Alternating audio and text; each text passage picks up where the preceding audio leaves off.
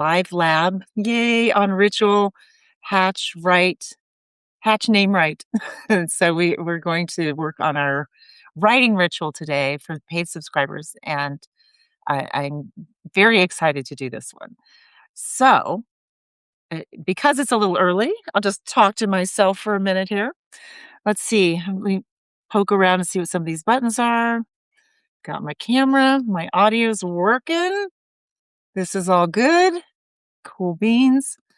The chat will appear here. Okay, let's pop over to the Substack chat, and this is where we're going to have a little exercise, and this is where you'll put your story when we get to that point.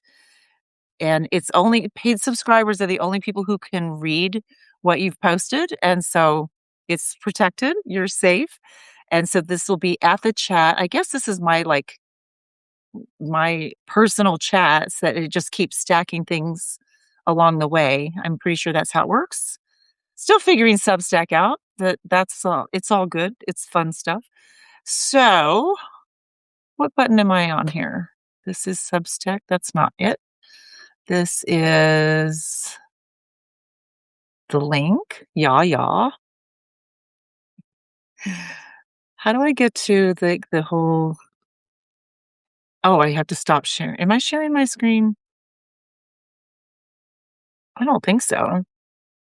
No, I am not sharing my screen. Cancel share. How do I get to my main? Oh, there it is. Way over here. Cool. Okay. All right. So, one of the limitations of Substack is that I can't talk to you guys. It's like I'm a talking head. And so, as paid subscribers in the future, we're going to do Zoom meetings because it's a little more interactive. And that's really what I wanted with this experience with paid subscribers. I wanted to talk to you instead of talking at you. And yeah, we can chat, but it's not the same. I want to actually hear your voice, see your faces. So in the future, we'll be doing Zoom meetings unless Substack gets their act together. Now, I am allowed to invite up to 2 people, but that doesn't do me any good if there's more than 2 people on the call, right? So Zoom it is. Lesson learned. And again, maybe Substack will change it and update it. I hope so. It would be really nice to have everything, under one umbrella. That would be super cool and easy. And it does have a lot of really good qualities for sure. I mean, like the chat thing, the screen share, um, there's the interactivity and that it sends out push notifications, stuff like that. That's all really cool. So, we still have a few minutes before we kick off. And even though nobody's here yet, if you're watching this later, I do have a hard stop, with at the end of the hour. So, we should have time to get everything in that we need to get in. And, hey, it also respects your time because I don't wanna just ramble on and babble just because I can, because I'm the only person here at the moment. And that's another thing too, like, sometimes I haven't figured out exactly how to email, like, the link other than doing direct messages. I'm sure there's just so much more to Substack that I need to learn still, and that's all cool. Um, let's see, what else is going on? There's a lot of cool stuff that's coming up in June for founding members. That's super exciting. I just thought I'd have like back to back to back things. Like next week is the 5-day storytelling challenge that happens every month. And so that's the free thing. And that'll be here on Substack, not on Zoom. And then after that, I'm doing another launch. It's a rebrand of the YU story. It's rebranded and made like so much better. So it's called Turn Your Stories into Cash, and founding members will be able to attend that for free. Um, and so if you're a paid member, you're not a founding member, you might want to upgrade. That would be cool. Hey, Storm. It's good to see you. I'm just babbling on because I'm here early and I can't actually see you and talk to you. This is one of the downsides I was saying about Substack versus Zoom. So next time, And for future meetings until Substack gets their act together, we're gonna go and have Zoom calls because that way I can see your face and talk to you besides just a chat. And I was dying. I was so excited. I'm like, "Yay, I get to actually talk to Storm and to talk to Michael and Heather and all these other people." And I'm like, "Oh, no, you can't because it's just a chat." So, yeah, Zoom is next, and we'll be doing a Zoom kind of like a meet and greet, very soon in the next couple of weeks because I'm excited to get to know you guys better, and you can't really just do that through a chat. It's harder. But I do appreciate you, Storm, making time at the end of your day. You're probably having dinner. I'm probably interrupting your dinner, and I appreciate you popping in to share this time with me. And hi to Storm Junior. I think that's his name, right? Your youngin. And of course, yes, he's totally welcome to participate and to be part of this. Um, so it's almost time to get rolling. And I was talking to myself and saying, I have a hard stop at Storm 2. Two storms. Oh my God. Watch out, world. And by the way, Storm, I have not gone through the list of emails that you've sent yet, 'cause I'm gonna have to be out this afternoon, so I will.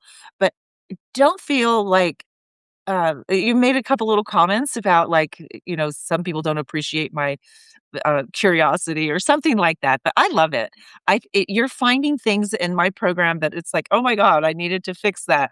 I didn't even realize it was there." Like the old Bullets program is is not the new program is so far superior to the old one that I just took it off the market, and so it was a bonus for part of the time, and then I thought I took it off as a bonus because I didn't wanna be confusing, and so apparently there's still remnants of the original Red Hot Bullet blueprint, which is okay because it has, like, that designer piece that you saw. I don't have that in the new one. But everything else in the new one is superior to the older one. But it can't hurt you if you to go through it, and, by all means, just keep telling me stuff that's coming up. I love it. It helps a lot. Oh, I thought you were a founding member, Storm. I think you are. I'm pretty sure that you are, but, we'll work it out. And if you're not, then we'll I'll let you know. I'll have a look. I'm still learning Substack. It's a little clunky sometimes, so yeah, we'll figure all of that stuff out. Yeah, then you're a founding member. I'm almost positive you're a founding member. So I don't I think I call that inner circle. I probably need to make sure that everything's consistent there too. But it is 11:01, and so I'm gonna get started with the presentation. That's another thing why I like Zoom better and why we will be doing Zoom in the future because yes, I can do a presentation, but I can't chat back and forth with you the way I'd like to. So that's the bummer of it all, but nevertheless, we'll do the best we can. And so I'm going to share my screen and I'm doing a PowerPoint presentation, which typically I don't really like to do on these because I like there to be more, like granular, genuine interaction and stuff. But it is what it is. It works out better this way. So that's what we're doing. All right, here we go. So now this is always tricky doing the show. Play from the current slide. All right. Why don't you do that then? There it is. Bam. All right. See, now the downside is I can't see the chat. All I can see is my screen. So I'm going to have to toggle back and forth between the chat and me. Oh, I see. I'm in the little corner down there. Hi. All right. But I can't see the chat. So I'm going to have to toggle back and forth. At the moment, this is where we're at. We're at Hatch Name Right, a hands-on lab for creating your writing ritual. And this is just what works for me. Obviously, you can take what works for you out of this, extract what works, and get rid of the rest. That's fine. Or maybe you'll like my little ritual as is. So let's get rolling, and we'll see. So you probably already know that rituals really work. they they activate your performance, and Harvard says it's, like, by as much as 83%. So, it's not really magic, but it feels like it's magic in a way, and it's because you're training your brain, your subconscious, and all that to respond to you when you need it to respond. Um, I just said that they're not magic. So some of the things that they do is they reduce your anxiety and your self-criticism. I still have that too, no matter how long I've been doing this. I still go like, "Oh, is that good or not? Should I not have posted that or published that?" So it helps you have a little more confidence, you get more focus, and the confidence, as I just said.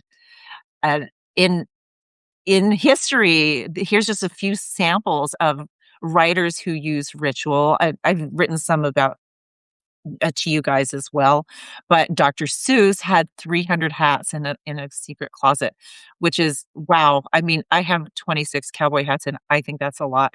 So 300 hats, that's kind of crazy. Charles Dickens used to sleep due north. Not really sure why that is, but it obviously worked for him because he's an amazing writer. And Mary Shelley, who wrote Frankenstein, used to have a boa constrictor draped around her neck, which I find quite bizarre, but again, worked for her. And in cinema, there's, if you saw Breaking Bad, which I'm a Breaking Bad super fan, guilty, Walter White's pork pie hat was when he became the drug lord Heisenberg, and the actor was actually interviewed about that, and he said he literally would have, like, a different persona and feeling when he would put the hat on. With Superman, there's Clark Kent's glasses, and Wonder Woman when she was like Diana Prince, and then she's spin around and she's a warrior. Boom. So rituals really work, and what you're gonna leave with today is your own writing familiar. And I kinda hesitated to use that term because that's kind of a witchy term. You know, the familiar is the sidekick of the witch and the sorceress or whatever, the black cat or what have you. But this is a little bit of magic to me because it's not 100% explainable. It's just it's this different layer of a little bit of woo. Again, you know, if it works for you, it works for you, and if it doesn't, that's okay too. It works for me. You're gonna have a complete writing ritual that you can adopt or you can tweak, whatever works for you best. And then I'm gonna have a 7-day challenge plan for you that it's very easy, don't worry about it. It's not I'm not gonna give you extra homework and all of that. So what I'm gonna do now is, stop sharing for a second before we get cranking and see where we're at, if I can, get back to where I was, and see if anything's going on here. Nope, not yet. Okay, cool beans. I think that's what I'm gonna have to do is toggle back and forth between the presentation and the screen itself. Now I have to find where I was. Here we go again. All right. So, you should be seeing my PowerPoint, hopefully, that's the plan. So, this is my familiar Zot. I don't know if I put a picture of him before, but Zot is this little dragon plushie, and I'll tell you his backstory. He's my friend in Australia, Pauline Longdon. I don't know if you guys have heard of her. She's an amazing copywriter, A-list copywriter. She was one of my mentees, and now she is, like, exploded and is absolutely amazing. So, she's also very crafty, if you will, and she made this for me, among many other things, and gave it to me, and I like to think of it as being infused with all of the copywriting geniuses' knowledge, that everything that I know and beyond is housed in Zot. And so it's sort of like in a mastermind, you know, where there's you and another person, and then there's the third brain that comes into play with the mastermind. Like you transcend to a certain level of thinking when there's more than one brain. And I like to think that my familiar does that for me. And just by imagining that Zot has this library of education that even exceeds what I know. And so, like, together we can brainstorm off of each other. So when I do my writing, this is how kind of how I use Zot. First of all, he has to be with me when I'm writing. He and when he's not, when I'm not writing, he needs to be put away. And that's part of the ritual because if it's just out all the time, then there's no on off switch. So it doesn't really help you. So how he helps me is after I do my work, then I look at it. I try to take some space in between when I write and when I go back because you look at it with a different set of eyes. Do you notice that? It's the longer, not the longest longer, but I do what's called a double moon rule when I can. Sometimes there's deadlines and you don't have a choice. But a double moon rule is taking 24 hours, double moon, and setting your work aside, and then you come back to it and you have a fresh perspective of what it looks like. Now, it doesn't have to be that long of a time period. The reason I use 2 nights is because that's how long it takes for short-term memory to move into long-term memory. And so there is a little scientific basis behind it, but if you can wait, put your work aside and come back to it, you're gonna see it in a different way. So that's my goal. Doesn't happen all the time, but that is the goal. And so when I've completed the work, then I look at it on this scale. And the first is perfect. Number 5, it's delightful. It's ready to go, not one single change. That never happens. The next phase is it's so close. It needs a little bit of tweaking. Um, and that's where taking the extra time between doing the work and letting it sit and then looking at it again really highlights where you need to smooth things out. Then the next one is it is kind of lukewarm. It's not great. It needs to be punched up. It doesn't sound like me. And I will tell you a lot of the lower scores usually happen when I use AI. I'm using less and less AI for brainstorming, for crafting, for anything. Even I used to, after I would write something, show it to AI and go, "Hey, what do you think of this?" Like, pat me on the back, tell me how good I did. And then, of course, it'll try to sanitize everything that I've done. So I've kind of been pulling back away from all of that.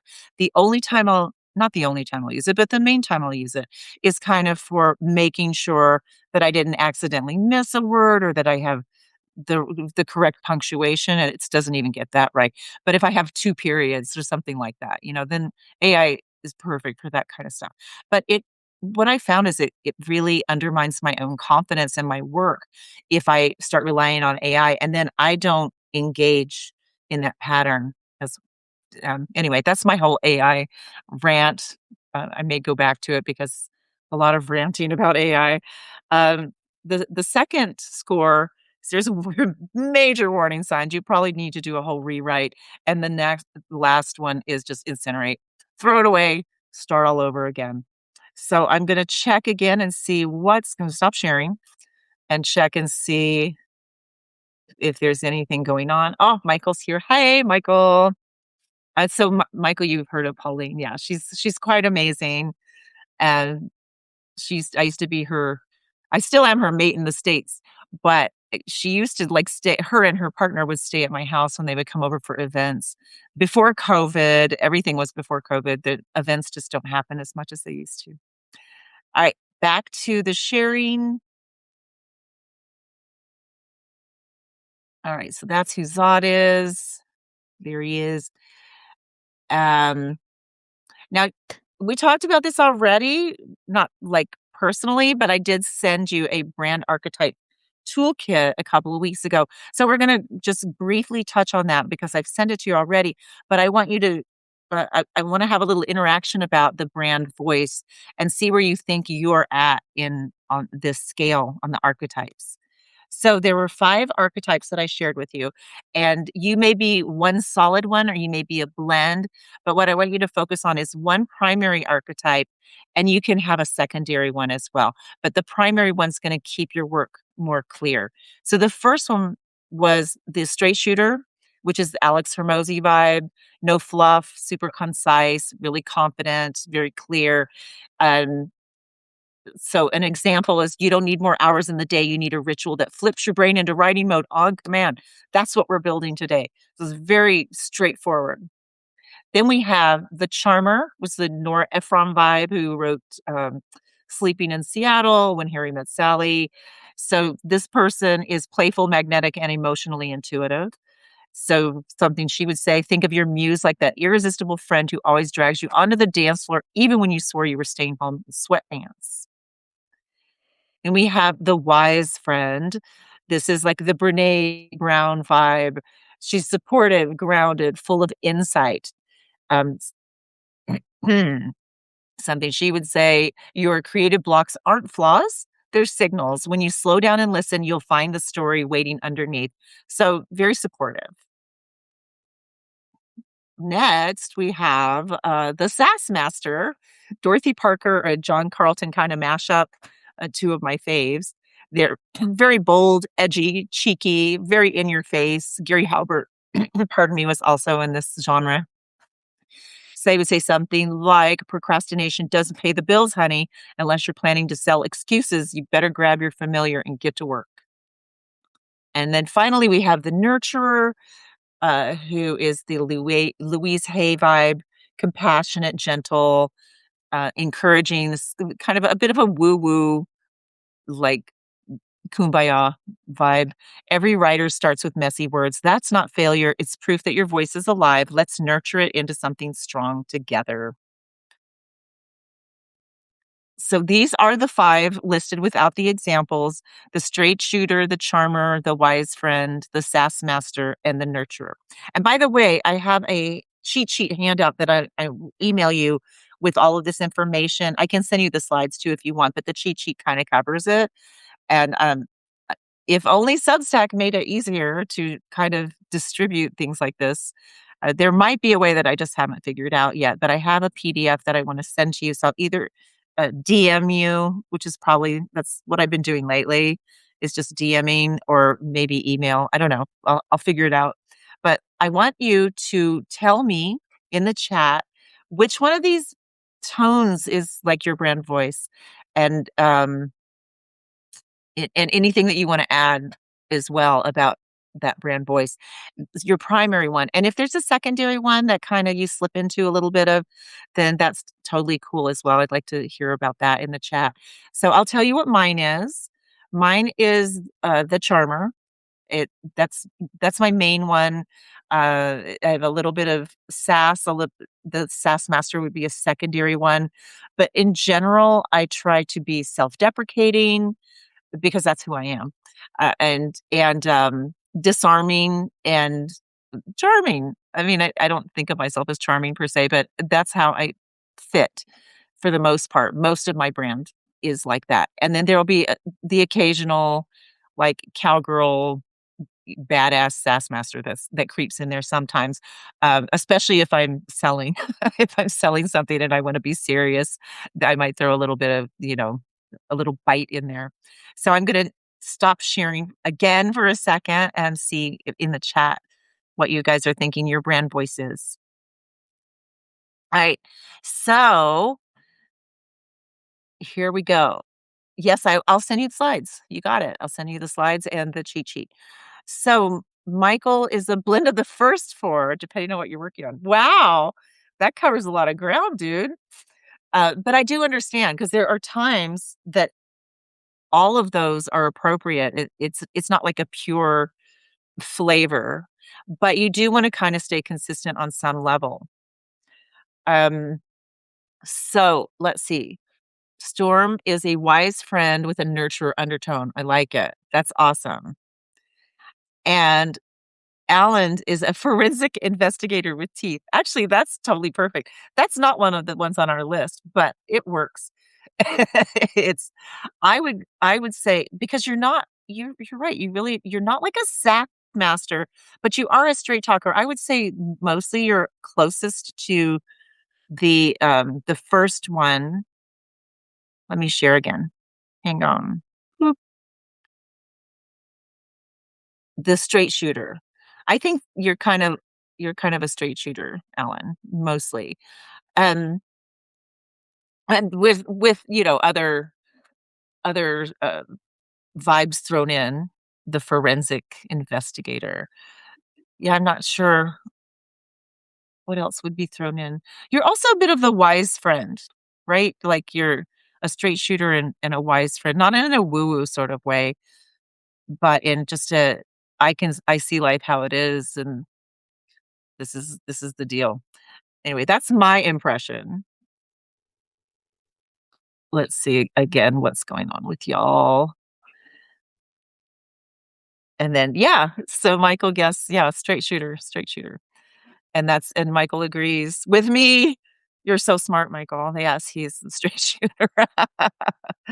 And yeah, agreed. It does depend on your mood, on how your brand voice is gonna come through, but you wanna be consistent to a degree, and I think from what I've read of all of you, you all are consistent with your brand voice, so you're in touch with yourself. You're in touch with who you are, and I think that's the most important piece.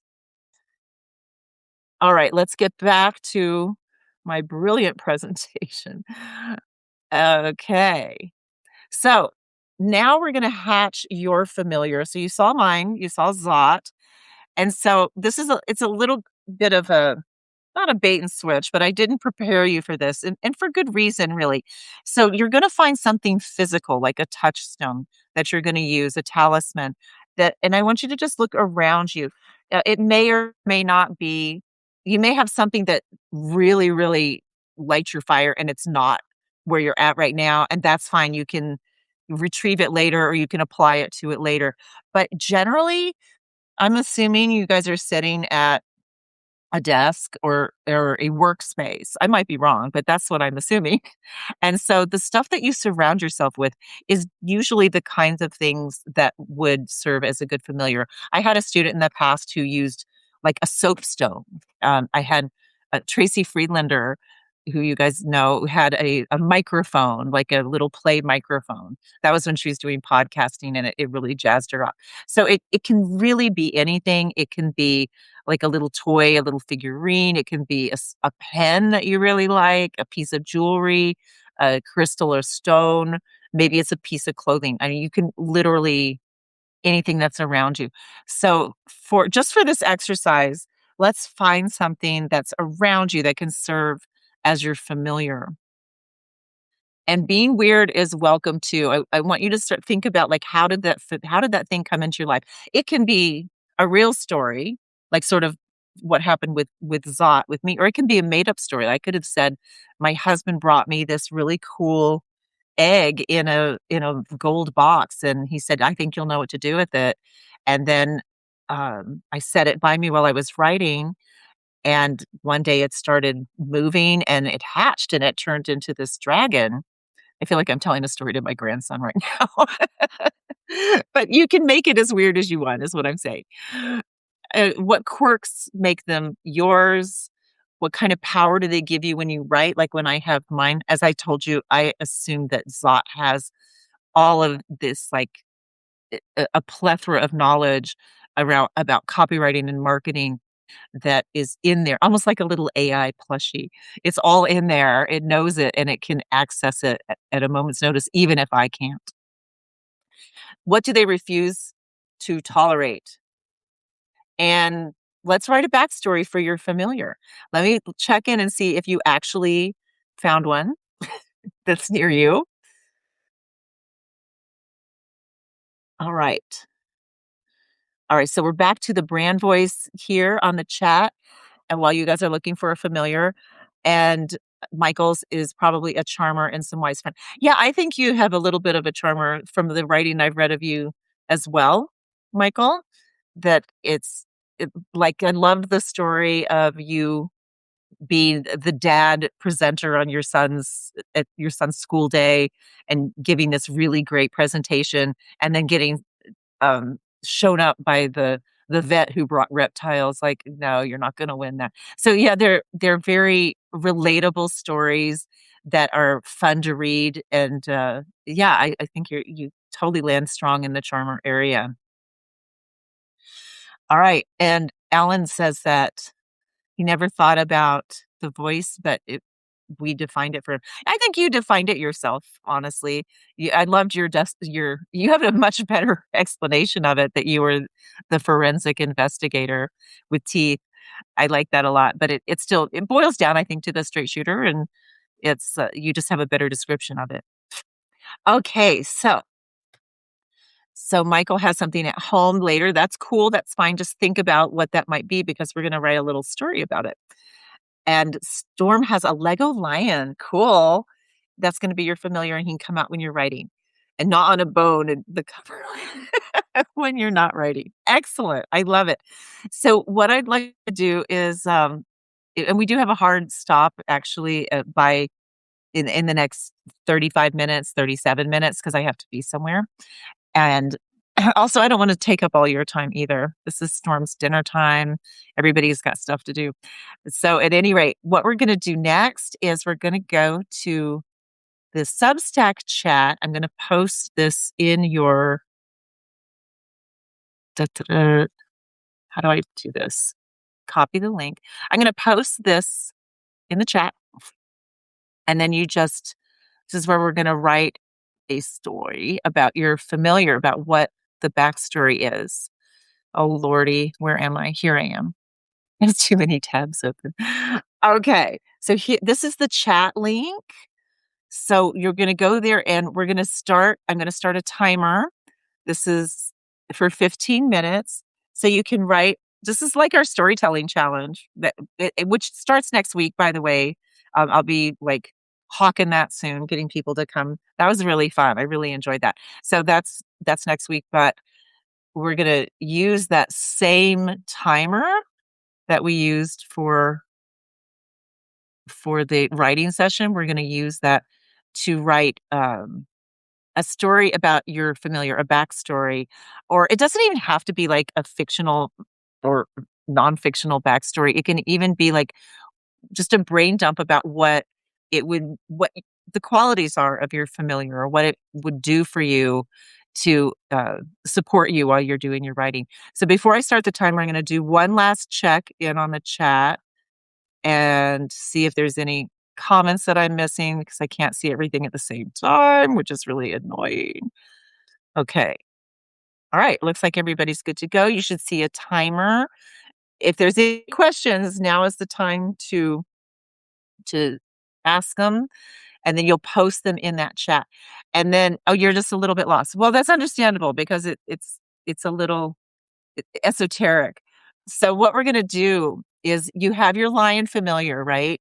And so you're gonna write a little story about your lion, either it, like how he came to be in your possession and what his powers are, what he does to support you in writing, or what he will be doing in the future, or just something like it. This is just a total fictional fun exercise to get you to connect with the familiar on a like a visceral level. So does that make sense? You're just going to write a story about how your familiar came into pop to the slide quick. Yeah. Yeah, yeah, yeah. What am I sharing? Oh, I was sharing that. Yeah, we're going to stop sharing that and we're going to pop back to the slide. So here we go. There's like yeah, these are some prompts that can help you. That's a good idea. I can leave these up here. That's more important than the timer, actually, although um, I'll put you may not need the whole 15 minutes. It's really just a brain dump. So I'm gonna do that, and let's see. All right, Storm, is that the slide you meant? Does that help? All right, cool. So I'm gonna start the timer, but it's not I'm gonna keep that slide up just as a prompt for you guys. I'll start the timer so I know it's going, and then I can also check in on the chat if there's anything. Okay, I'm gonna be quiet and let you guys write, and then you'll post your backstory in that chat link that I posted in our chat. Here, post it again. Boom.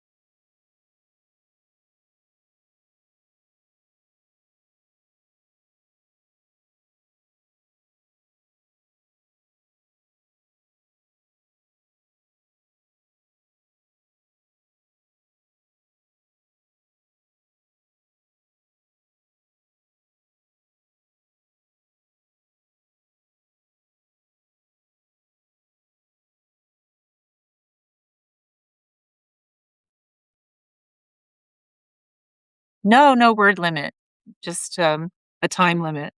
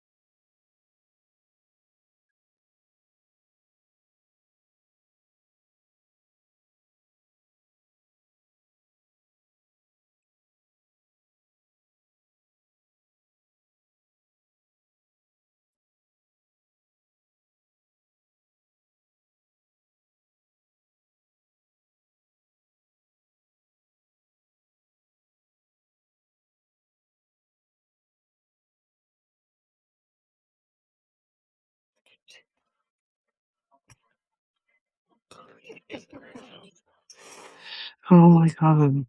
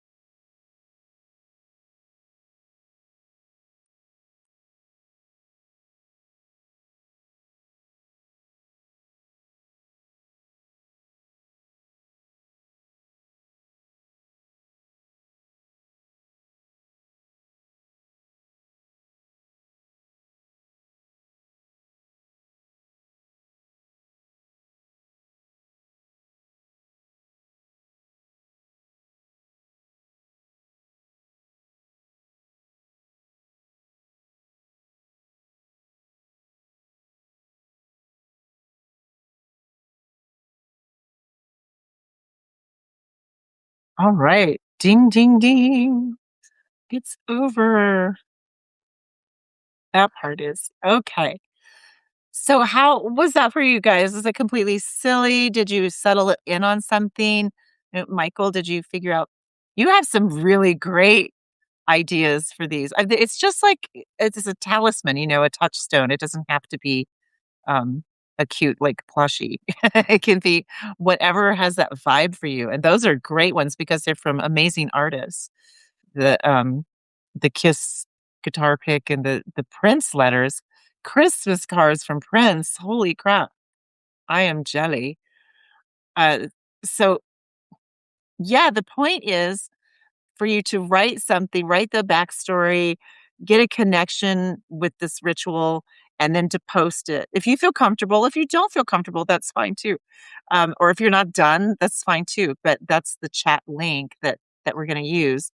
And again, I was mentioning this to Storm before we had the other people show up too, but I don't like this format. And we're not going to use this next time. We're going to use Zoom because I actually want to be able to talk with you guys and not just be a talking head. So next time we're going to do Zoom and we're going to do like a meet and greet in the next few weeks or soon. So I can actually get to know you and you can get to see each other like in person online. You know what I'm saying? So at any rate, that's what's going down. So let me uh does anybody have any comments about this? Was it just completely ridiculous? Was it helpful? Was it yeah, what do you think of it? Or is it something that were you just completely lost and it just didn't resonate or was it something that you think might work for you? So I'll look at in the chat about that, but then I have a couple more slides to share. Oh yeah. So here we go. It's alive. It's alive. Your story is alive. Introduce your familiar to the group in the chat. Um and let's just talk about just like building your writing ritual. This reminds me of Storm's little Lego thing. I want to see a picture of that at some point. So when you're sitting down to write, you want to clear your space, and that doesn't mean having a clean desk. Trust me, it just means having like a clear enough writing space. I have like vitamins, I have snacks, I have all kinds of crap around my desk. Yeah, it's not like pristine, and it so that's not what I mean. I just mean prepare your writing space. If you wear writing clothes, like I wear my cowboy hat, um, put those on. I know Mike Cyrillus said he has like a newsboy hat. Doesn't have to be a hat. Maybe it's a piece of jewelry, or maybe it's nothing. Whatever your like uniform is that makes you feel like, hey, it's time to write. Just be more deliberate about how you set up your writing space. Put your familiar in its spot. Like one of the mistakes that I've made before is just like leaving it out all the time. That's not what you want to do because it doesn't signal to your brain that it's writing time if you do it that way. So that's a really important key is you've got to put it away when you're not using it. Set a timer for 15 minutes, and I'll explain why I like 15 minutes in just a second. And take 3 deep breaths, just center yourself, and then tell your familiar what you're writing to start getting clear in your head what you're about to embark on.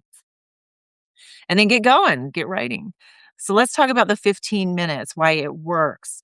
I read about this a long time ago in a program about how to write your book in 30 days. And it was actually John Carlton was the one who turned me on to it. I forget who was written by at this point. I can find out if you're interested because it was pretty cool. It was back when info products were first coming out. So I think it was like a 3-ring binder notebook that was mailed to me. And but the process itself was really it worked. I did not write a book, but I didn't really have one in mind. I just wanted to write faster. So what happens is it triggers your flow state more quickly because you know there's a chunk of time that you've got to get things done in. And it reduces the intimidation because it's like, okay, we're in the zone. We're going for it. It builds a habit when you use it consistently in chunks like that, then you know you're starting to train your brain like Pavlov's dogs. Like it's like, oh, it's writing time. I have 15 minutes. I'm going to focus. And so it creates beneficial stress. Like there actually have been some people who've taken like the storytelling challenge where there's a 15-minute exercise. And it happens to me too, because I do that challenge with you guys where I just go like, I don't know what to write. And so, but it's beneficial stress because it's focused. It makes you focus. And it actually, this is what I learned in that program I was telling you about. It literally trains your brain to bubble up with the good ideas faster because you've got a limit. You don't have like all day to just sit and daydream and la la la. So you've got to actually focus. And then when the timer goes off after 15 minutes, then this is important too, guys.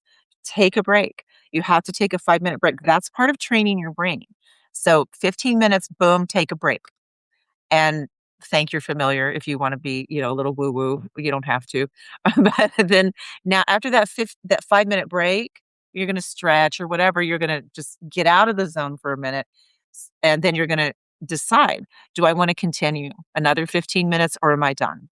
And so there's just these 15-minute chunks with a break in between. And like I said, that's the important part to training your brain. And then when you're really done, like I said, don't just leave your thing hanging out. Put your familiar away. I just watched The Office, so I almost said, "That's what she said." It's like this famous line, "Don't leave it hanging out. That's what she said." All right. So during your sacred writing time, you want to keep your familiar where you can see it, which of course kind of makes sense. Don't check the timer. Don't think about the time. You just let your brain do its thing, let it get in the flow. And then if you're stuck, you can ask your familiar for help or, whatever works for you in your own writing system. And don't move your familiar until the timer dings. That's all kind of part of the ritual aspect of it. And so your 7-day challenge, and then I'm going to check the chat because I can't see it while I'm doing this part, is I just want you to try this for 7 days. So the first day, use the ritual every day that you write, try it. And so try it today. And then on the third day, see if it's working for you. If it's not, tweak it or trash it or whatever. But try to do it for 7 days and then see if you don't have a superpower when you're done with that. Uh, I the more you use it on a consistent basis, the more it's going to work for you. All right, I'm going to take a check, chat, check, and see what's going on. Okay. Oh, thank you, Michael. Michael posted his, and yay! I'm glad it was a good reminder. And thank you, Storm, for for posting yours. And Michael, I'm going to look at those in a second. And Alan, you don't have a camera? Well, you don't have to. But you'll see us on camera, right? I think. Wouldn't you? Now I can't imagine how that works on Zoom. It's so interesting to not have the camera, but you don't have to show yourself on camera if you don't want to. But I just want to hear people's voices and like feel like I know you more. And so this is a great question. Storm asked, "Do you have to take a break if you're on a roll?" It's gonna be up to you, of course, obviously, but my recommendation is yes, and the reason is because you are training your brain to that this is the time that it needs to be productive, and then it's done.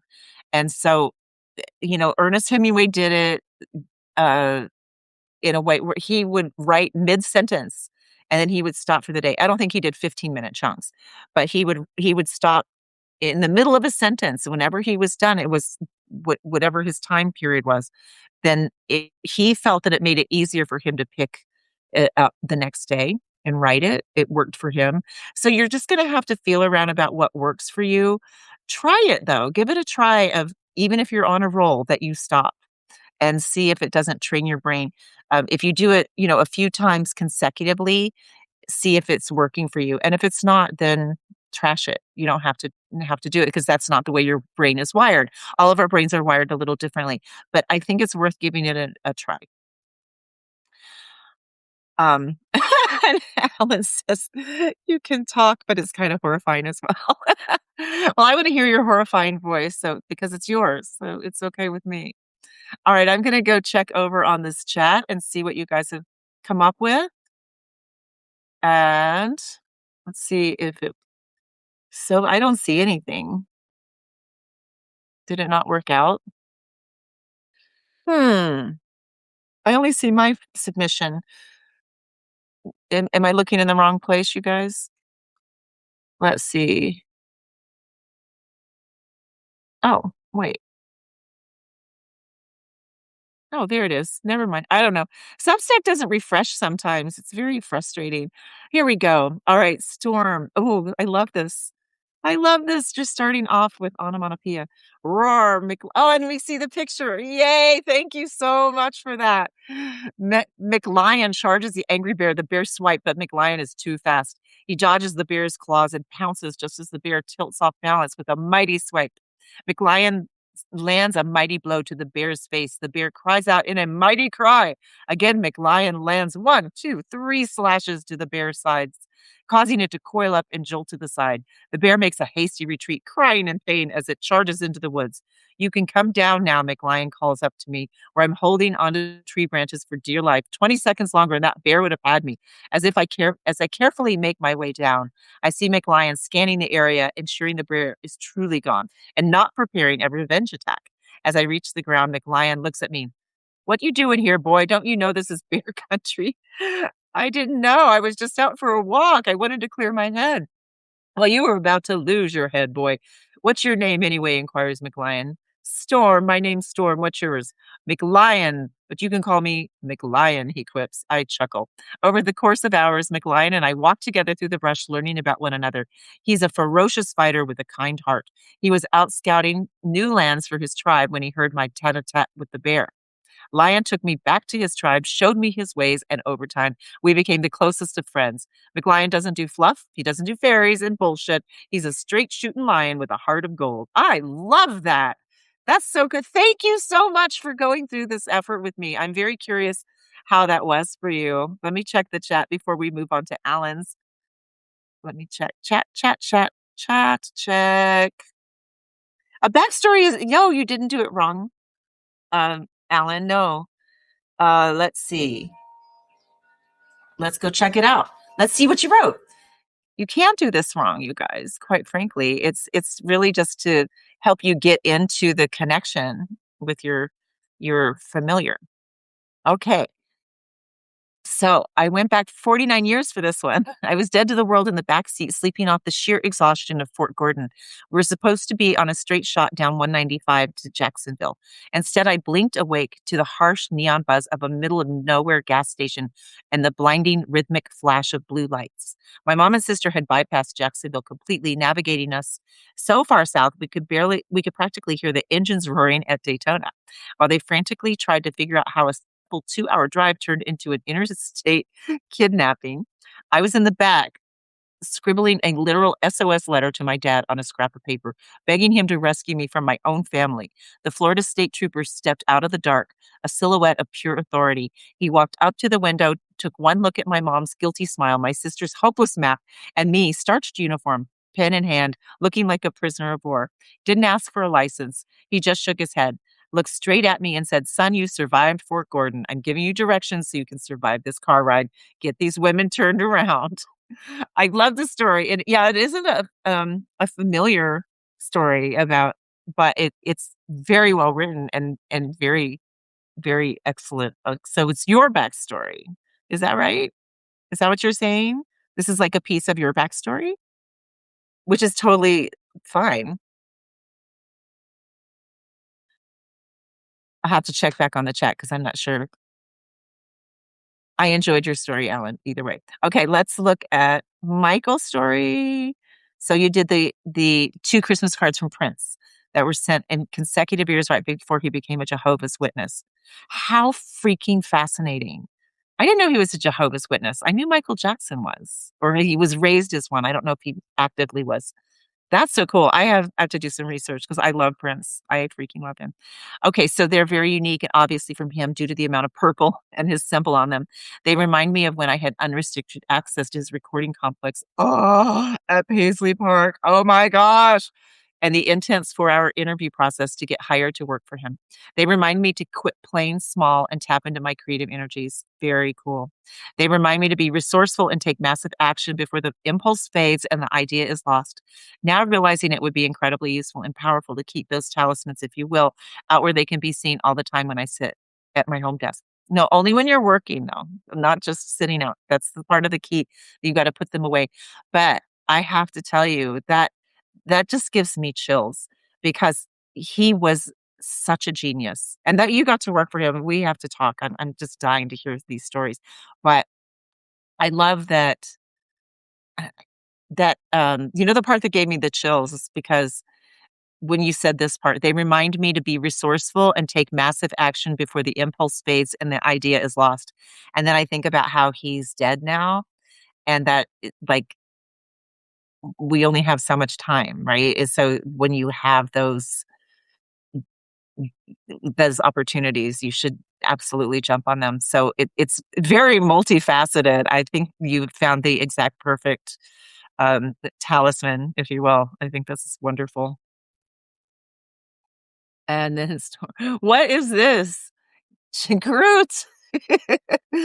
Groot from Guardians of the Galaxy. Storm 2. All right. So I met my chill Groot when he was given to me as a gift while on a trip. I couldn't wait to unbox and build him. He likes to do a quirky dance and always has his headphones on jamming to the music while he works. He has the power to remind me to stay calm even when there's far much too much going on and to take a step back and tackle things one by one, even when it doesn't seem like there's enough time. I actually love that so much. Like he's like your cool, like chill, like let's skate through life kind of thing. Let's relax. Don't get all stressed out because you can't do your best work when you're stressed out. I love Groot. All right. He hates doing work without music because when you reach a rhythm where your work follows the beat, it helps make it more tolerable and gives you absolute complete focus. That's wonderful. I love that, Storm 2. Very cool. I love that you guys but are these is he a Legos thing too, or he's just a model? I think he's just a model, but that's very cool. I am I sharing my screen? I don't think I am. You're just watching me read. That's okay. All right, let's check out, oh, he is a Lego. Groot is a Lego. Wow, very nice. Um, all right. Boom. So there that is, wow, and we're ending right on time. That is it, you guys. I hope this was useful for you on some part. Some of it's a little weird, I get it, and some of it may work for you, some of it may not work for you, but it's just kind of fun to expand your horizons and especially when it comes to creativity, and I just wanted to share with you also, it works for me, and so maybe, you know, some aspect of it'll work for you as well. So next time, we'll do Zoom. Yeah, thank you guys as well. It was fun. Like I said, I wanna talk to you guys. I don't wanna just be the one talking and reading. I want it to be more interactive. So we'll get to that. I will get you the slides as well as, the cheat sheet that I, wrote up for you that's kinda parallel to the slides. Thank you guys for showing up. I appreciate it. I know you all are busy. Everyone is, and it's just nice to, have this time with you. And, I'll see you on Substack and in your DMs and emails and all that. So have a good one, you guys. Take care. Bye.